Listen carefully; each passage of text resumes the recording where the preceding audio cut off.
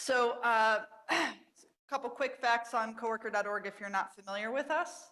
We're a platform for worker voice. We launched our first product in 2013, which is the product that most of us know us by. It's our workplace petition tool.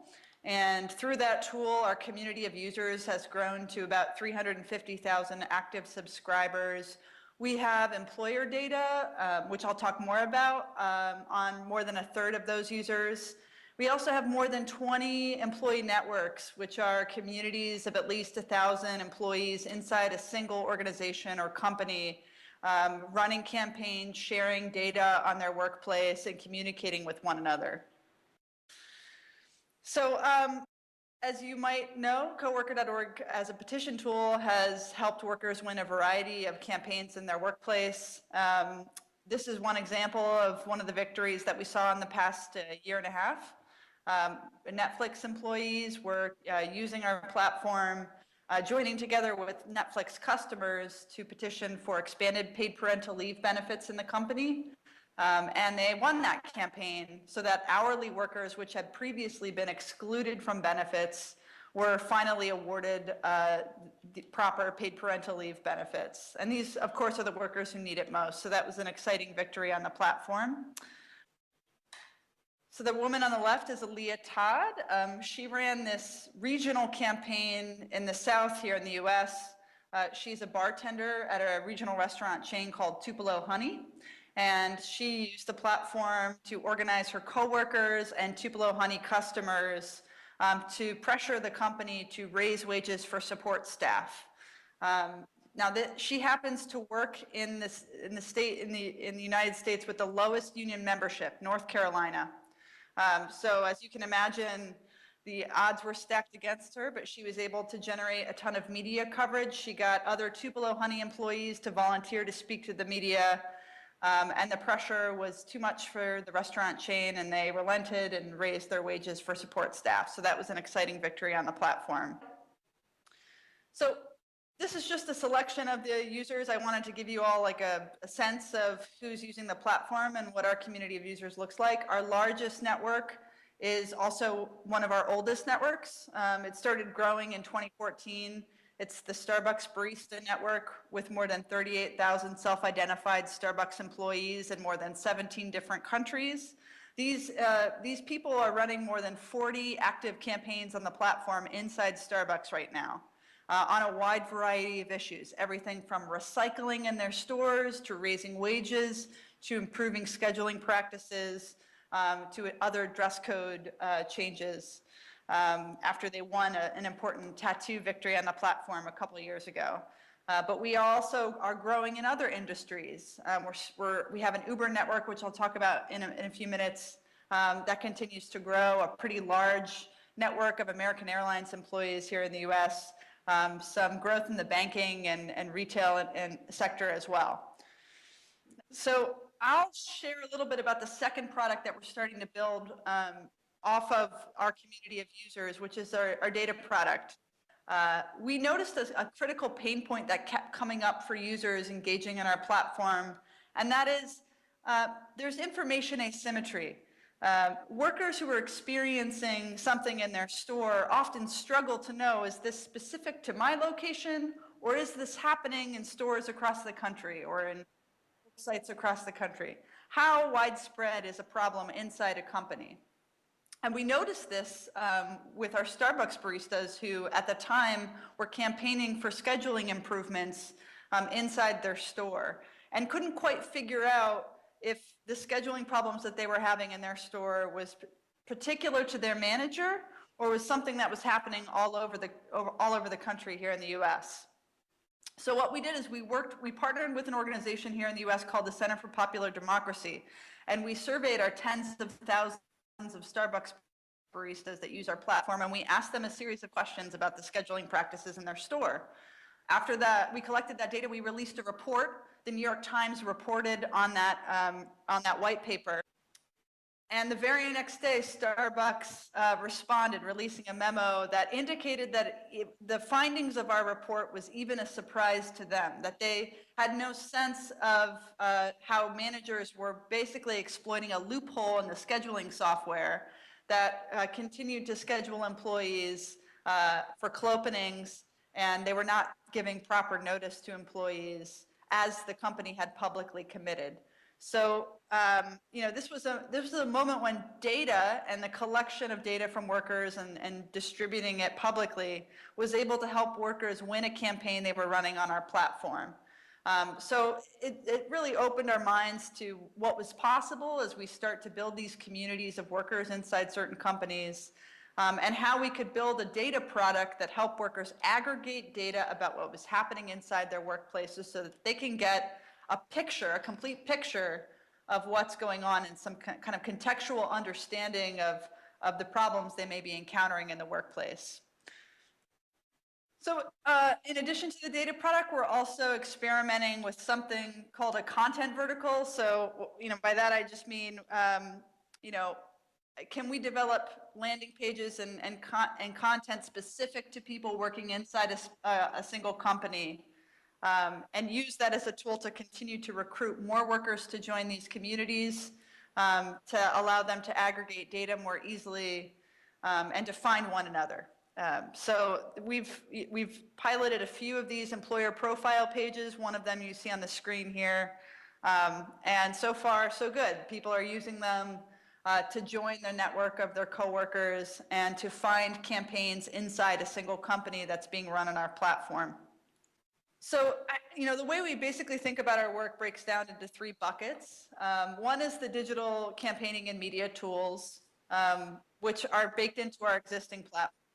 Second bucket is data aggregation and packaging. So we're experimenting with different methods for collecting data from workers.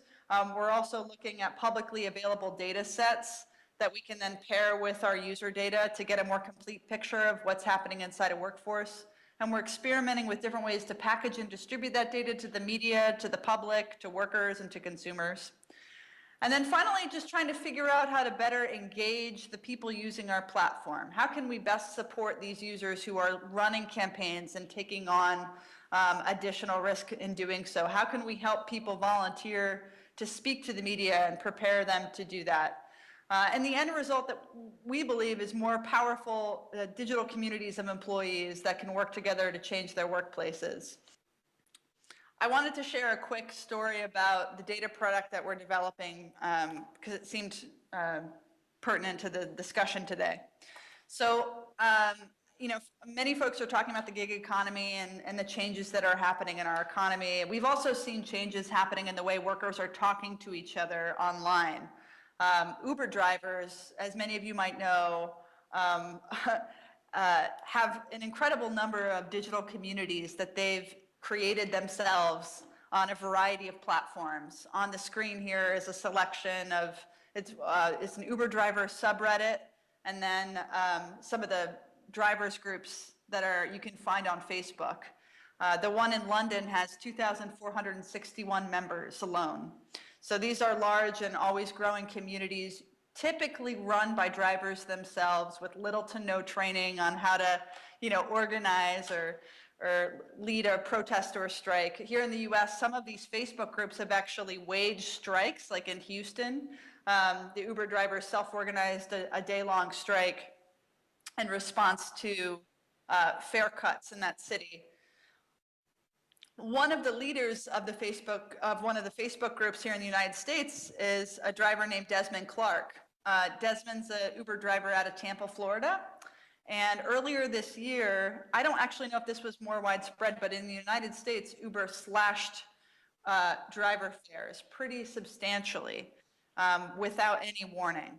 So overnight, driver incomes dropped by more than 20%. And it was, especially for full-time drivers, a big shock. So Desmond immediately started talking about this with other drivers on Facebook.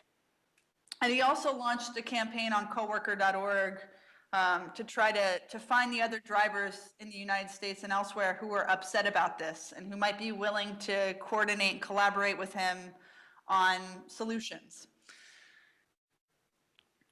So Desmond's campaign received more than a couple thousand Uber drivers who joined his effort.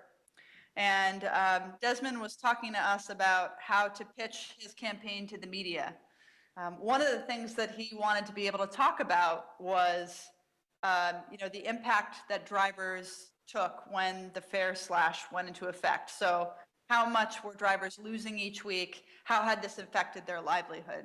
So we worked with Desmond to survey the signers of his petition. At the time, he had about 1,090 drivers who had joined his campaign. And we sent out a very simple survey using Google Docs, nothing fancy. And within 24 hours, more than a quarter of the people who joined his campaign had responded to this detailed survey. We learned that drivers were losing on average $200 a week. And we also asked people to self-select to volunteer to speak to the media. We ended up recruiting a substantial group of drivers from all over the US who were willing to speak to local media outlets, so that Desmond wasn't out there alone, but he had kind of a committee of other drivers who were representing the campaign. And we generated some media coverage for Desmond and for the drivers who had joined his effort. And why this was significant to us is, and I don't know if this is true in the UK, but here in the US, Uber has really dominated the narrative of what is in the driver's best interests. And going so far as to journalists rely on Uber's own self-reported survey data to talk about how drivers feel. As you can imagine, that might not always be the whole truth. It's really important that worker voice be part of the narrative of what's happening inside a company at any given time. So, by using digital tools and by aggregating the voices and the data of the workers who had joined Desmond's campaign, he was able to put out a different story, a story of drivers being unhappy with their employment conditions inside the company, unhappy with the fare cuts, and really a story of drivers struggling to make ends meet. This is one of the comments that came in through that survey of a driver who had signed Desmond's effort, an Uber driver in Pittsburgh.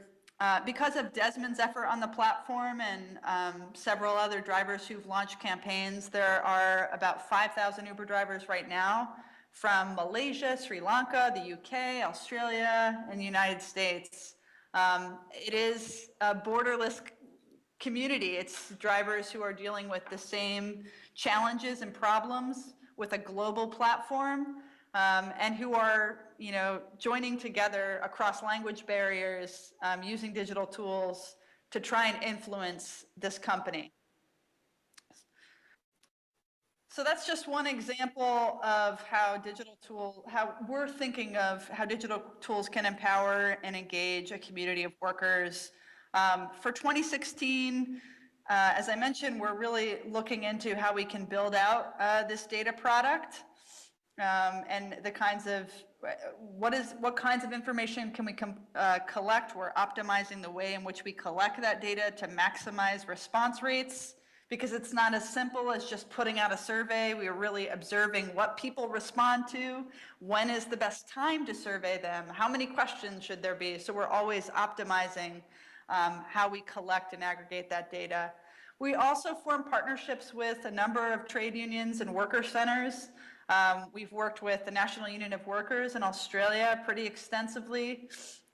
We're working closely with the AFL-CIO here in the US to help organizations figure out how to deploy this technology for their members or for new organizing efforts.